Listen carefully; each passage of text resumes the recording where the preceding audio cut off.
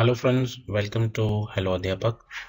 Today I have brought class 7th social science paper for you. This is original question paper of the last year. So without wasting time, let us solve this question paper. So the first thing is section A, and as you can see the section A means multiple choice questions. So the first question is, which is a human made environment? इनमें से क्या है जिसको इंसान ने बनाया है, आदमी ने बनाया है? माउंटेन, सी, रोड या कुछ नहीं?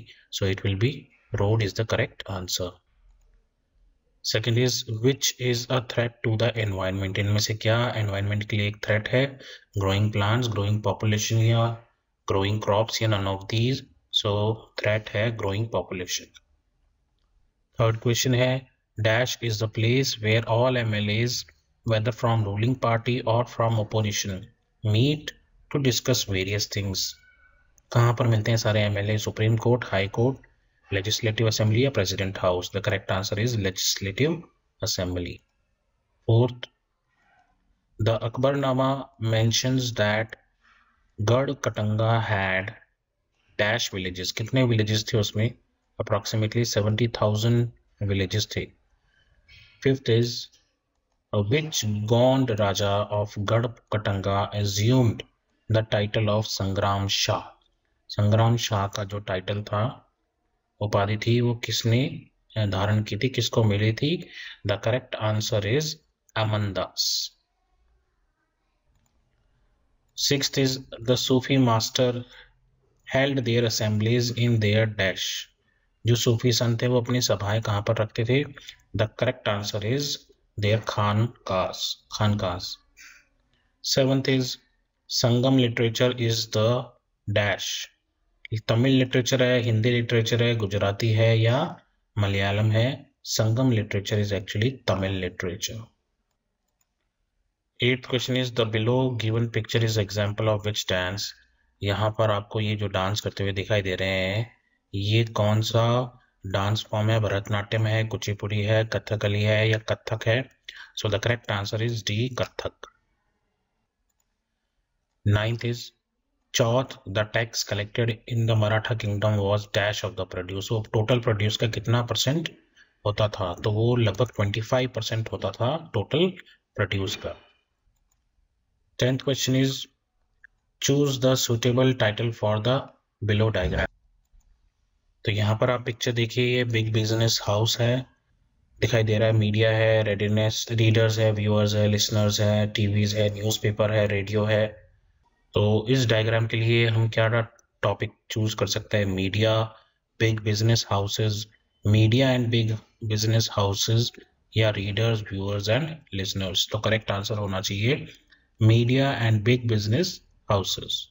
Which of the following is an example of print media? इनमें से कौन सा प्रिंट मीडिया है? Radio, magazine, newspaper and magazine report, television and newspaper, telephone and newspaper. तो करेक्ट आंसर है न्यूज़पेपर एंड मैगजीन रिपोर्ट. ये दोनों ही प्रिंट मीडिया है. 12th क्वेश्चन है, order of chain of marketing. Marketing का जो चेन है वो किस तरह से होती है?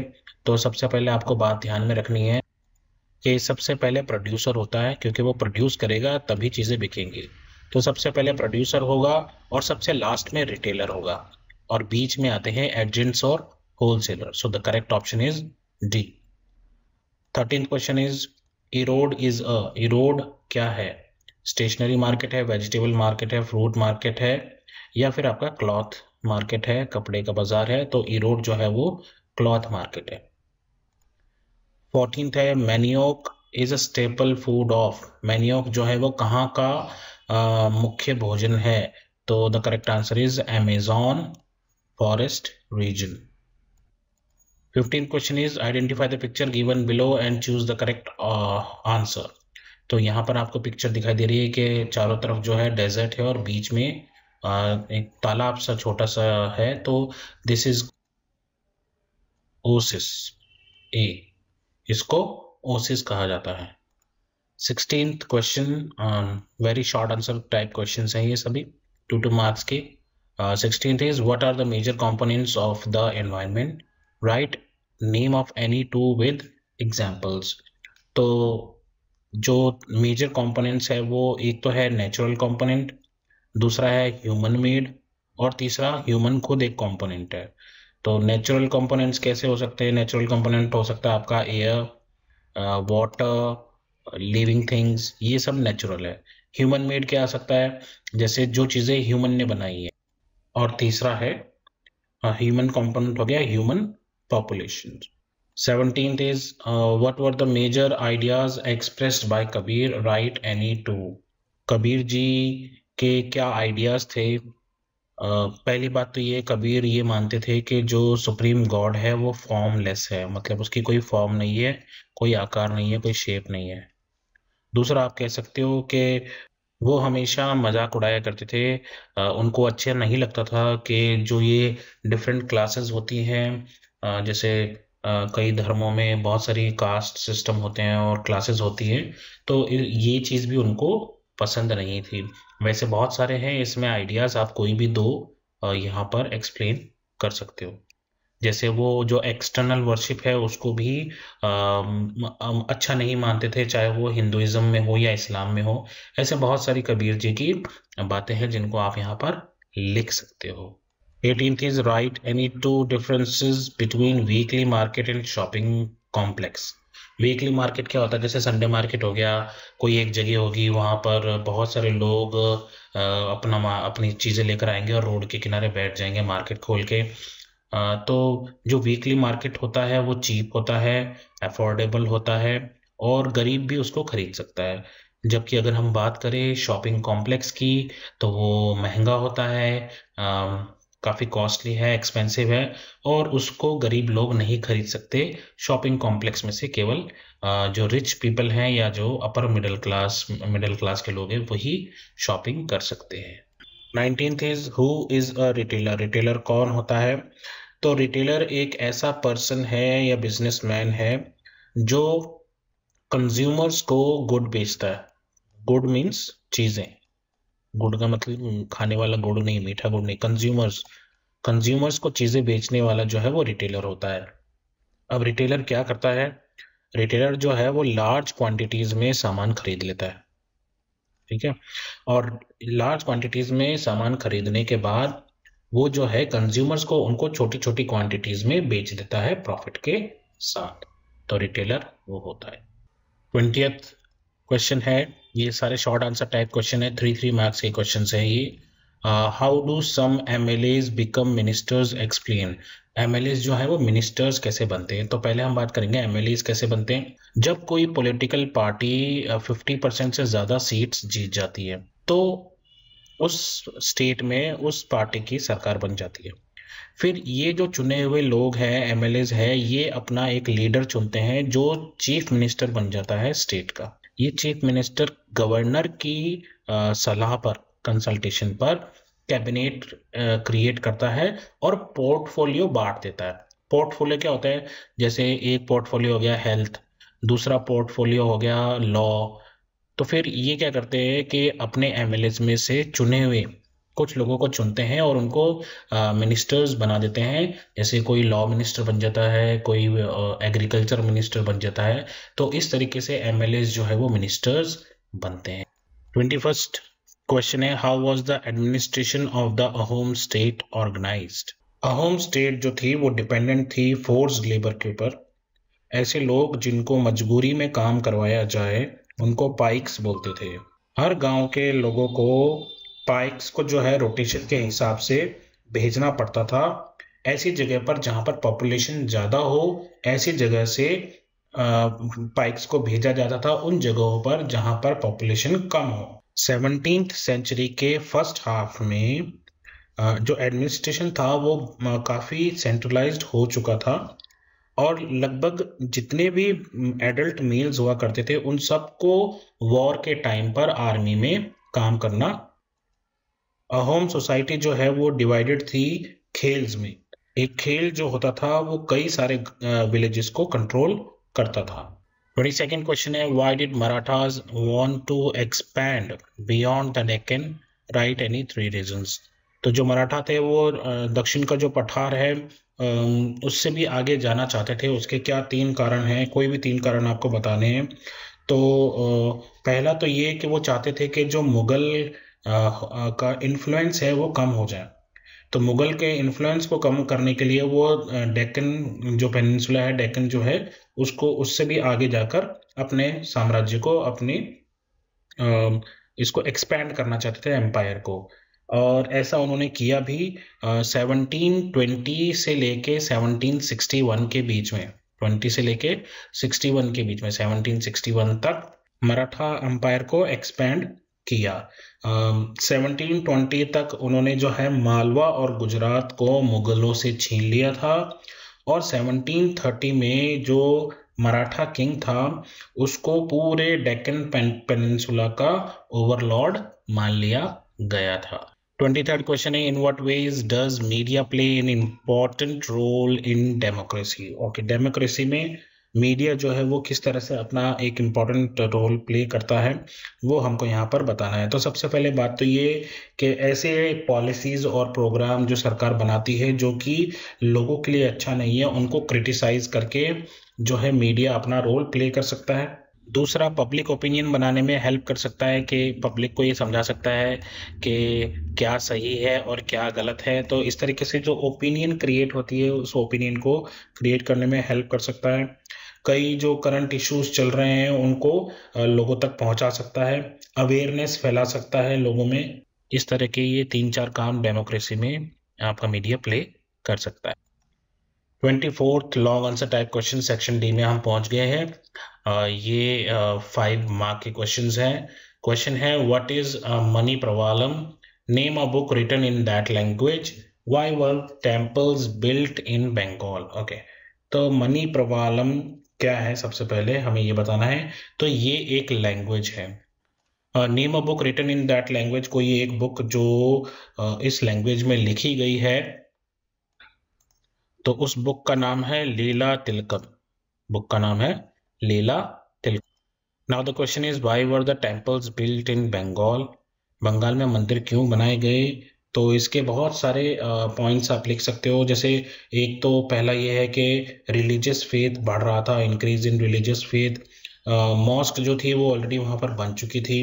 जो पावरफुल लोग थे वो अपनी ताकत को डिमॉन्स्ट्रेट करना चाहते थे, दिखाना चाहते थे। जो लो पीपल थे वो भी अब लो मीन्स लो कास्ट के जो लोग थे वो भी टेम्पल बिल्डिंग में अब इंटरेस्ट लेने लगे थे, पार्टिसिपेट करने लगे थे। जो ब्राह्मण थे वो मूर्तियों को हट से निकालकर और टेम्पल्स में प्लेस करने की सपोर्ट में आ चुके थे। तो इस तरह से बहुत सारे कारण थे जिसकी वजह से बंगाल में मंदिर बनाए गए। 25th क्वेश्चन है, what are the crops grown by the people of Amazon basin, the rain forest are depleting, give reasons. Okay, तो जो मेन क्रॉप्स हैं अमेज़न बेसिन में उगने वाली, उनका नाम है tapioca, pineapple and sweet potato. ये तीनों चीजें वहां पर उगती थी। अब सवाल है, रेन फॉरेस्ट जो है वो डिप्लीट क्यों हो रहे हैं, वो खत्म क्यों हो रहे हैं, कम क्यों होते जा रहे हैं, ये रीजन हमको बताना है।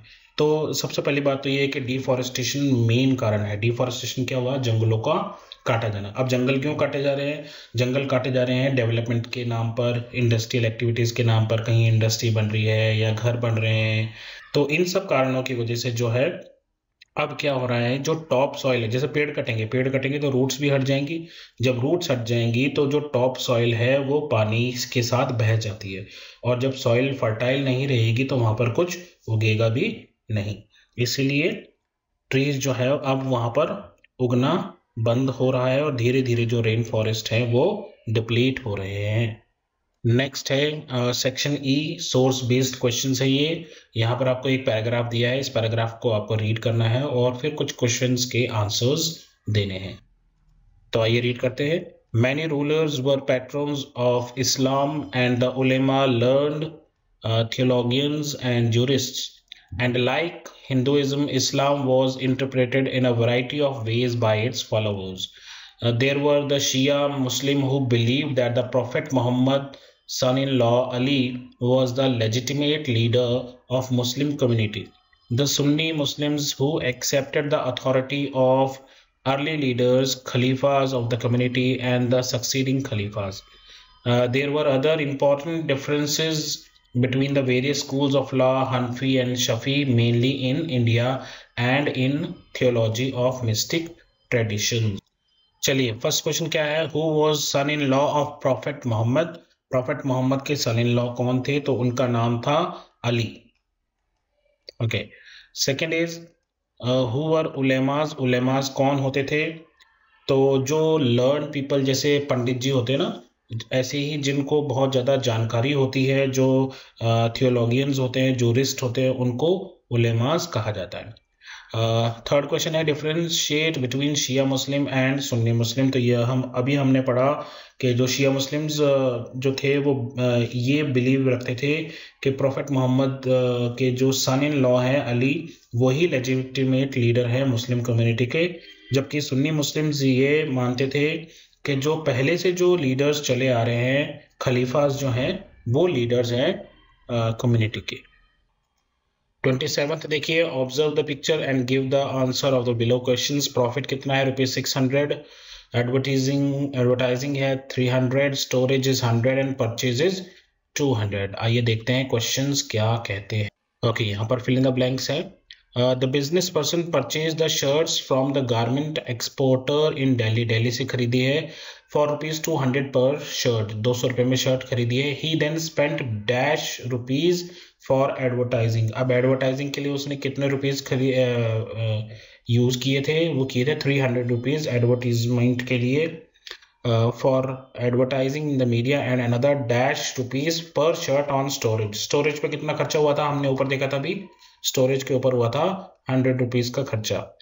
Display and all other charges. Thus the cost of this shirt is rupees. अब टोटल खर्चा कितना हो गया उसका? टोटल खर्चा हो गया उसका 200 और 300, 500 और 100, 600 रुपए का टोटल खर्चा हो गया एक शर्ट पे. While he sell the shirt for rupees. कितने में बेच दी थी इसने शर्ट?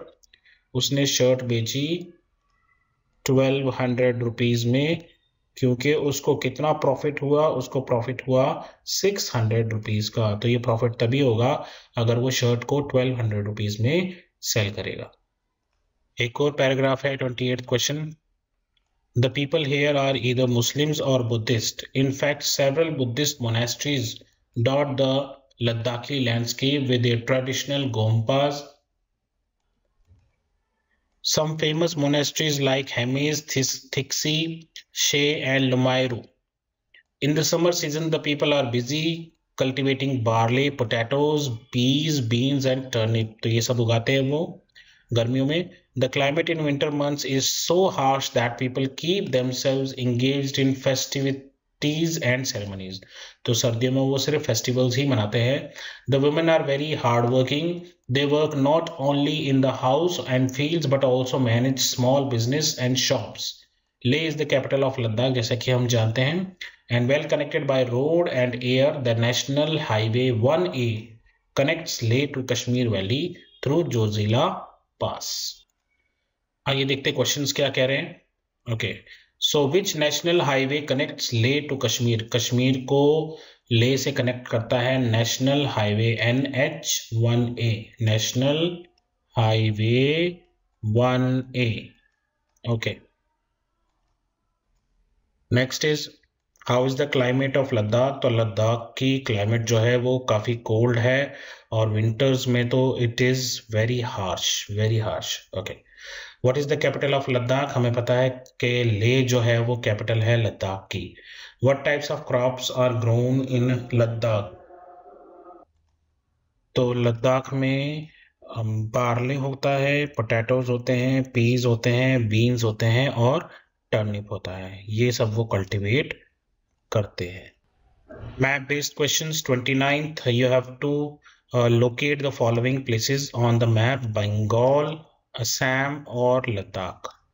बंगाल, असम और लद्दाख को आपको मैप ऑफ इंडिया पे रिप्रेजेंट करना है, लोकेट करना है. तो ये आपका इंडिया मैप है. यहाँ पर है आपका लद्दाख, यहाँ पर है आपका असम और यहाँ पर है आपका बंगाल. ये असम है, ये बंगाल है और ये लद्दाख है और हम आपके टीचर हैं। और अब हम आपसे विदा लेंगे और आपको बहुत सारी शुभकामनाएं देंगे कि आपका एग्जाम बहुत अच्छा जाए। Thank you very much for watching the channel and keep supporting hello Adhyapak. Thank you very much.